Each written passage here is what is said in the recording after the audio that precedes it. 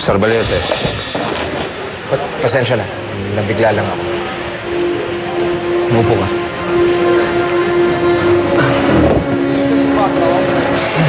Anong sadya mo? Isang tao lang ang alam kung maaaring manakot kay Mila. At gusto siyang pabagsakin. Ikaw yun. Gardo, alam kong ginagawa mo. Tigilan mo na si Mila. Wala akong ginagawa sa kanya. Ang manloko ng tao at gamitin ang kalungkutan nila para paglaruan ng damdamin nila. Masama yun. Niyuyurakan mo ang kaluluwa ng patay para takutin ang buhay. Bakit? Tatakot ka sa multo? Hindi, Gab. Natatakot ako sa mga taong katulad mo. Parang hindi ka namatayan. Nawalan ka rin, hindi ba? Maagang nawala ang ina mo. Sigurado ako, kapag ka nakausap mo ang Diyos, hihilingin mo sa Kanya na makausap mo at mayakap mo ang iyong ina. Ano kaya ang pakiramdam mo kung isang umaga paasahin ka na buhay pa pala siya? Ano kaya ang gagawin mo? Gardo, marami ng pinagdaanan si Mila. Hindi niya nga alam kung paano magluksa. Umaasa siyang buhay si Javier. Yun na lang ang pinangahawakan niya para mabuhay siya. Alam ko maprinsipyo kang tao. Nakikiusap ako sa'yo ngayon. Lalaki sa lalaki. Itaya mo ang prinsipyo mo at itataya ko lahat ng bagay na pwede kong ibigay. Gardo, huwag mong sasaktan si Mila. Ako na lang. Nakikiusap ako sa'yo.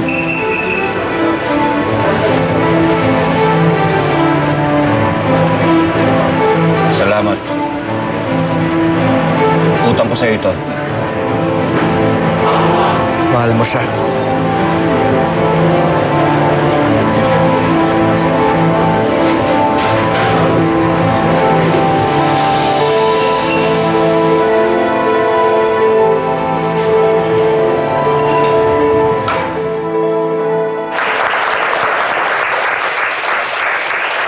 Mga bata, ikinalulugod kong ipakilala sa inyo si Binibining Mila Arden. Isang masigabong palakpakan. At ngayon naman, bilang pasasalamat ng mga bata, sila ay naghanda ng isang awit para sa iyo.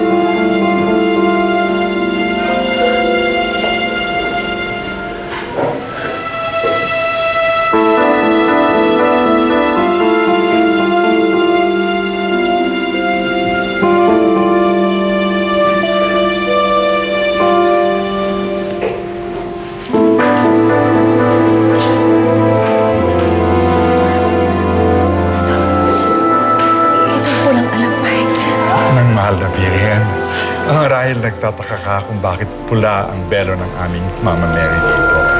Siya ang gumagabay sa amin dito sa bahay pangarap at mahaba ang kasaysayan niya. Alam mo bang hindi pa tayo ang busaling ito? Binigyan na kami ng aming unang anghel. Iniwan dyan sa may bakanting lote, isang batang napakaganda at napakaamo na nakabalot ng pulang alampay.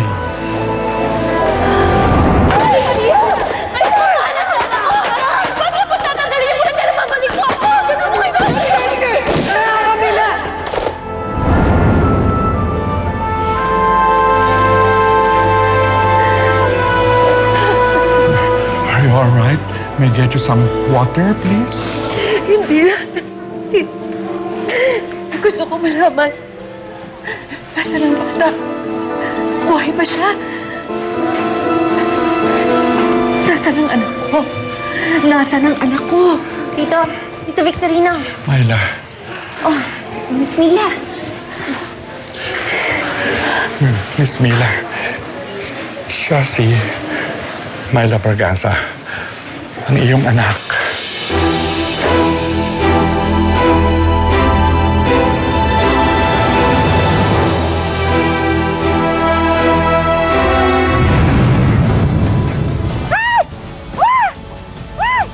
Ito ang dokumento, lahat ng dokumento na nagsasabing ikaw ang tagapagmana ng lahat ng lupain ng mga regalado. Bakit niyo po ito ginagawa? Consider it as my early wedding gift para sa magiging manugang ko. At hindi lang yan. Bukod pa dyan, meron pa akong isang regalo sa'yo. Hawak ko si Trining Braganza. Nasa kamay mo ang buhay niya.